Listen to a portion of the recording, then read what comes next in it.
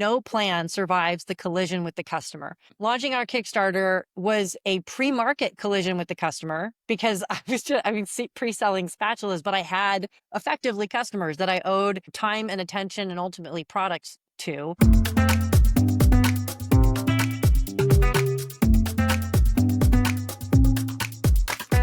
And we're back with another episode of Founder Mode. Hey, Jason. Hey, Kevin. We're going to peek under the hood of today's commerce revolution, where ingenious design meets bulletproof logistics. So, Kevin, when a founder sketches the next must-have product, what stalls momentum more, perfecting the form factor or taming the supply chain? Yeah, they're kind of like twins. I mean, beautiful design without the ability to sort of deliver and ship it. I mean, I know I've seen a ton of things online where I've kind of saw a pre-release or ordered something, and then it just, after that, it just stumbled, right? No updates, never got there. And so logistics really is kind of a key part of it. And, the danger is like you chase these viral aesthetics before you've really stress tested that sort of fulfillment. Yeah, margins will disappear, customers will vent on X and all the social networks, and the TikTok hype train derails at the warehouse door. Today, we're diving kind of into the future of commerce. Like, what are these trends in product design and logistics? And really, how do you craft products that people obsess over and then ship them in this sort of like, there's nothing better than ordering something and seeing like, it's shipped and then out for delivery the next day. And you're like, wow, that's just the beautiful sense. I love the Amazon Prime. It'll be here today in a couple hours. Like,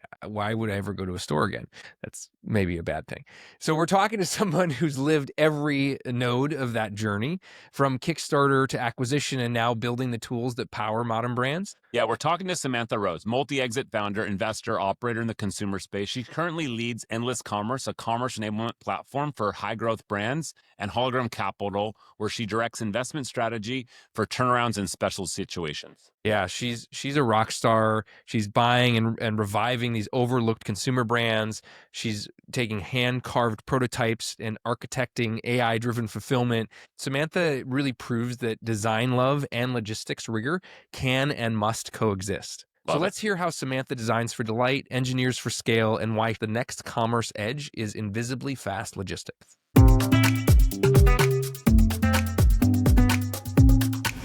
Welcome to Founder Mode, Sam. Thank you. Thanks for having me, guys. Yeah, we're so happy to have you. You have famously hand-carved the prototype to GIR's one-piece silicone spatula in 2012. Looking back, what single decision in those early days most shaped your design to scale philosophy? And I think the spatula's on that desk right there, isn't it? A single decision. Well, I think the decision was that we were going to be a brand and a business and not just a product. And that framed my mindset for basically every decision around the product, but also around the rest of it. What our website looked like, what our content marketing looked like, what my relationships with factories looked like, and basically what my learning curve looked like. And looking back, I have no regrets, but definitely that was the moment where I was like, okay, I'm not making a product, I'm making a business, and the rest will follow. So Kickstarter kind of accelerated you from this like 10 unit kind of test run to like 10,000 units and crazy, like, almost overnight. Like, how did that sort of demand shock, like kind of rewrite the way your playbook for that went from planning, but also just like you said, how did those relationships with factories and stuff change that quickly? So the way I like to remember this is, and I have this phrase that I didn't coin, but that I come back to all the time, which is the collision with the customer. And like no plan survives the collision with the customer. Launching our Kickstarter was a pre-market collision with the customer because pre-selling spatulas, but I had effectively customers that I owed time and attention and ultimately products to. And so I think that crowdfunding is such a fascinating tool for that reason. Like, you get to learn from your customers, but you also have to support them much earlier on that you might have. And I could go on for an hour about the weird implications of that. But one thing that it for sure did that, anecdotally is worth reflecting on is basically put me into the head of customer service seat from day one. And so, yes, my job was product, and yes, my job was building our website, and also, yes, my job was talking to factories, but my job was talking to customers and making them happy before they had anything, but they had, they hadn't even given me dollars. Actually, they just pledged to give me their dollars. So I'm like, I have nothing, but I owe you a lot. And I stayed in the kind of customer service saddle almost indefinitely, actually. I mean, I eventually built a team around myself, but I participated really heavily in like customer service as part of the product that we were delivering the whole time. That is ultimate founder mode right there. Woof. GIR grew to 55 products and 500 SKUs before its 2021 sale to Pattern Brands. If you were starting GIR today, which SKU rationalization rule would be non-negotiable from day one? I think I kind of nailed it. No, So what did you do then? can give a real answer. I can give a real answer to this, which is, uh, okay. So I started with this like hero product, and the way that I made it more than literally one thing was to make a lot of colors, and that was a question that was like really, really questioned. Basically. And the reason I felt that it was so important was that I was trying to tell a brand story and not just a product story. And it wasn't so utilitarian. Everyone bought red and black. Those, I knew that those would be the colors. I knew from day one those were the colors that were in my kitchen, but I thought that's not enough of a story to tell. So I fought against SKU rationalization on colors, but eventually had to give up the ghost on a few. So like when we later launched certain kind of derivative collections, so we had sort of like our main kitchen utensil line, and that was almost always in 12 colors, and then sometimes 7. We had like a core 7 colors that were like the highest selling, most popular. But when we went into another area like storage, where we were doing like stretch lids and these like little airtight lids that just sat on bowls, we had to be really tight about the strategy, and sometimes did as few as 3 colors because the MOQs were just so high, and I just couldn't afford to have all of that money sitting on the shelf. So I think that the product launch strategy had to be what it was because we were building collections. And I was bootstrapping. So I started with one, and I built to 20 utensils and another 20 storage SKUs and so on and so forth. I don't think I could have made a different choice over time with that, although we did still make some mistakes. It's just like, but we had to kind of make those mistakes to figure out that they were mistakes. And I don't think the strategy was wrong. I just think that like the outcome was unexpected sometimes, but colors were a discipline and a fight. So Pattern was like a family of brands built on this kind of shared infrastructure. Like, what did that kind of acquisition and sort of integration teach you about, just holding companies in DTC? And like, you mentioned kind of or highlighted like they fall short. Like, what have you learned and what would you do differently? Ooh, well, I'll be careful in answering this because I now run and own a family of brands.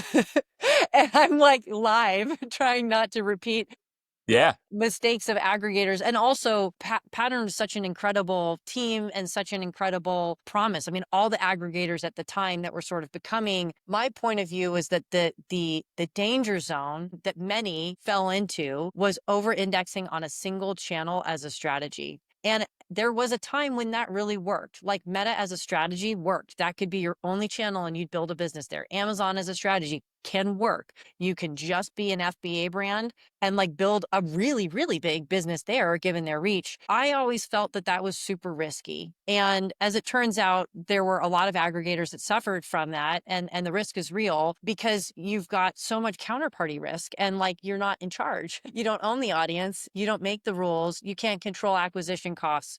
So my kind of portfolio of brands acquisition strategy is very much pays mind to making sure that we have a constantly balanced channel blend, and that at any given time, if we acquire a business that's like over indexed in one, we'll try to like balance it out, but we'll also make acquisitions very intentionally into a specialization. Like, well, this business has like a really solid Amazon team. Let's acquire them and acquire the team. Then we'll acquire that channel expertise and we can cross pollinate. And, the things that make a single channel work they're so different from each other. Like what makes a relationship with Target and Costco work is not the thing that makes Shopify work and not what makes Amazon work and so on and so forth. And it's a pretty big surface area to have like subject matter expertise in. So like the name of the game is to continue to build expertise through personnel and expose across all of those things as consistently as possible. I love the acquisition across a hold co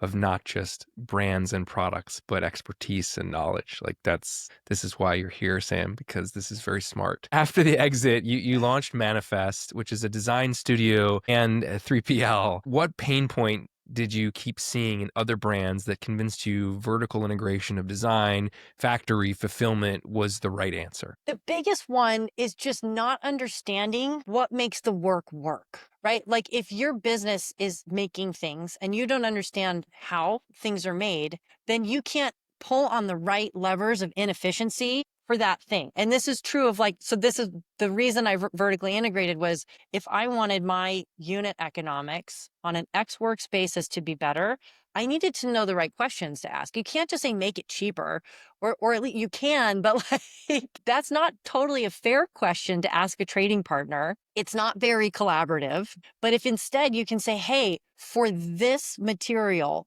is there an alternative that we can swap out that will sufficiently fulfill the product promise, but will be less expensive for us, but not create problems for you?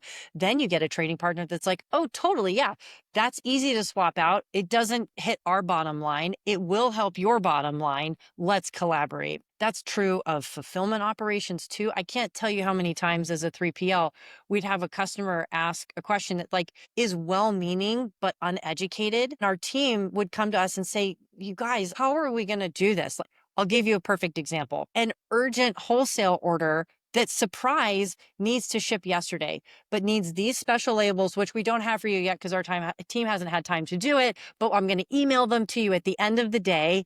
And, and it's 12 pallets.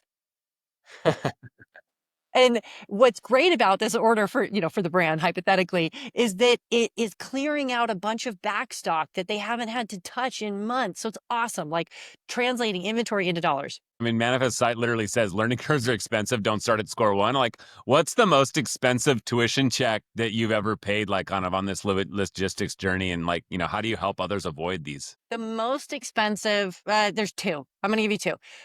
The first most expensive was having an inventory management system that was disconnected from our shipping system. And the shipping system, when we sent the orders through, it hit an API call limit. I've told this story before, but I'll tell it really specifically. It's rad. So we hit an API limit pushing orders from it was Magento.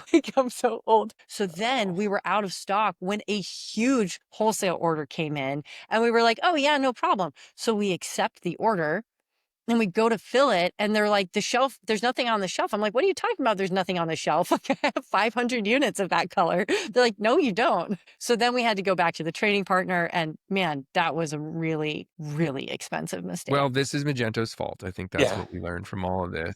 Right? There's got to be somebody to blame here. So I gotta take the blame. My favorite thing you just said was about warehouses. Close your eyes and go as fast as you can, which could be an alternate title to this podcast. This founder mode. Just Fair. go as fast as you can. Just power through it.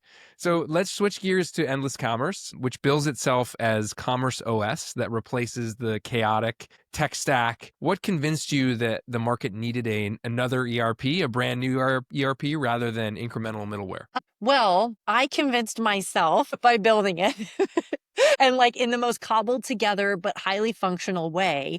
And by the time sold business number one and built business number two, and it was brewing on this idea for business number 3 or 5 or whatever we're at right now, I was like, there is a better way because I just did it, but it's not shareable, which is a huge problem. And it's not that scalable, it was scaled to the scale of my business. So, okay, it's, scaled to 8 figures, but it wasn't scaled to 9 or 10 figures, which is where we wanted to go. So when I was building this proto software thing, I didn't even know what ERPs were. I just knew what my problems were and what my friends' problems were. And then I was like inheriting other people's problems by being an agency and trying to understand how to solve through those. And so I didn't start Endless Commerce because I saw a big dollar sign above the door that was like, walk through this and you'll make enterprise SaaS that will like be venture scale. I just saw like a problem to solve that was not just my problem, although mine alone was like salient enough that I would have built it anyway. But I'd seen so many other people's similar problems. And I think the thing that is making it really interesting to build right now is that the way that we build software is transforming at, I mean, thousands of miles a minute. The tools that I and my team are using are transforming every week. And when we go through the kind of 2010 to 2020 vintage of software development, there's a lot of predictableness to it. And there is a predictability to how you build a team, to what tools you use. Of course, there's like higher scaled ways to do it. And there's cheap tools and expensive tools. But in general, the kind of like the rhythm of software development was pretty stable in that vintage. And the rhythm of software development is so unstable right now. It's so volatile and it's so fun as a result, because we can use these new tools to build in a new way and to build much faster. And we're sort of like trying to be, or I think we are, on the cutting edge of understanding how business owners and operators are going to need to transition themselves, right? Like and I'll just say it out loud, it's AI. People can all of a sudden build their own tools to help themselves operate their businesses. Like building a basic order management system, logging system is an afternoon for someone who is like, into vibe coding enough to get the job done. That doesn't connect to anything. So it can deliver value to the operator and to their business. But the real value is to build something quickly and then connect it to everything else, because the world of commerce and retail moves so much more slowly. It must, right? And it's physical. It's like it's dusty and sweaty. So the excitement for me is to build using like these blazingly futuristic new tools in a way that is still like grounded in like the real world operations of it all, and then to create this through line connection of like those things talking to each other. And that has been really hard, but like Yeah. really fun. No, it's cool. I mean, we've talked about some other folks with the kind of AI and just how, in our own business is like how it's just transitioning, like how we build everything. And one thing I'm curious, like, so obviously this solves a lot of operational hurdles. And I'm wondering, like, when you come at it and you sort of say, hey, we have AI to sort of build solutions a lot quicker, and we have this sort of dusty, slow moving logistics problem, like how much more custom are the solutions now for your customers than they were maybe, like you said, in the old vintage of SaaS, where it's like, hey, we try to build a product and then we sell our customer a product. Where in today's SaaS, it's like you can almost build a solution and then that thing can almost be more highly customized. Are you seeing that in sort of your clients, where you're like able to be more bespoke or specific because the cost of being bespoke, now you can kind of vibe code your way if you were to like giving them a custom solution that then connects into the smarts of all the stuff that you guys have figured out and already kind of pre-built? So our job is to deliver kind of predictable interfaces that allow people to interact with them in like reliable ways, but that are unique to the operator. And that, I think, is the wonderfulness of building in this time, is that we can do that scalably Yeah. without like being bogged down. Endless is using AI to flag inventory and routing errors before they're costly mistakes, like the example you gave us. Where do you see the biggest near-term AI win inside the supply chain? Is it forecasting, freight optimization, returns triage, or this kind of ERP personalization you just described? Like, where is the big opportunity right now? The biggest opportunity I see is most easily distilled into this idea of just-in-time inventory. In other words, having the product available to your customer in the right moment, the buying moment for them, is a huge cost efficiency for businesses. There are two alternatives. The order comes and you don't have inventory to fill it. That's like money left on the table. Or you have inventory sitting on the shelf gathering dust, and that's really expensive because you can't deploy that capital on something else, like acquiring another customer. So the net, and I'm boiling it down into one, making it sound so easy, just-in-time inventory. There's actually a lot that has to go right and be connected in order to achieve that vision. But that's what I'm trying to achieve on behalf of businesses for whom, large or small, that is effectively the objective of a consumer organization, is to create the availability of a product presented to the customer at the time of need. That's the ball game. I like it. So in a nutshell, that's what I'm trying to do. And I think that AI and these new tools can influence that by allowing us to, well, a lot of things. One, optimize the workflow of getting the inventory there. Two, help us better predict how much is needed, how much will be too much. And there's some really fun and easy examples of that. Like I know that the time that supply chain management takes balloons, like it accordions according to the time of year. So let's just use the example of an overseas based supply chain that has about 30 days of production lead time for, and then another 30 days of transit. Now put a holiday in the middle of it. Whether that's a US based sales holiday or the overseas based labor holiday or whatever it is. And then close the Suez Canal. Now, my like pretty predictable 60 to 70 day lead time, I mean, it can accordion to like 100 days. 100 days. And if I can help customers be more predictive about it, then they'll place their purchase orders at a time when there's less port congestion. And oh my gosh, prices are cheaper because demand went down and supply went up. And so there's all of these efficiencies that you can extract out of being more predictive in what's going to happen in the business. And that really excites me because it'll help more businesses grow faster. Yeah, you mentioned kind of the Suez Canal, and I think as you see like this, freight volatility has been this kind of craziness since post pandemic. Like, how do you decide like when to diversify like ports and shipping versus negotiating with like an existing carrier? Like, how much of that, as you kind of look at this full stack thing end to end, and then maybe with tariffs as well, like changes where these things come in. If you land, north of a border or south of a border these days, like that could radically change the cost of something. If we as a global community want infinitely flexible supply chains, we can orient around that. I think there's some coolness in it, and a lot of diversification and probably global commerce that would come out of it. But it's a decades long job to be done. And I think it's a global choice ultimately, even though there's a lot of national and international friction around it. All right, let's talk about the one commerce trend that you think is overhyped and the one that is underappreciated heading into this next year. What would those be and kind of why? Commerce trend that's overhyped. Probably, I'm going to do the annoying thing. I'm going to make the weakness a strength and give the same answer for both. It's Love it. buying through an LLM interface. It's commerce and chat GPT. So it's such a double-edged sword. I think that people like to be in the aura of a brand. Interacting with a brand, buying from a brand is so much more than just, I want this t-shirt at this time. I need a plain white tee and serve it up to me now. Brands are organisms that we identify with, and extracting or sort of like backing off of the brand ethos being a part of commerce, I think is really difficult for people. And so I'm really excited for what it means for a bot that knows me so well and knows all my taste and my purchase history to be like, Sam, you need this. I'd be like, yes, I do. And these models are they're so understanding and so good at rhetoric and convincing that I bet there's an entire, I don't know how the industry is gonna like build itself around this, but like there is something to be said for being convinced by a chatbot, like you need this. I'm really excited and also terrified. Persuasion.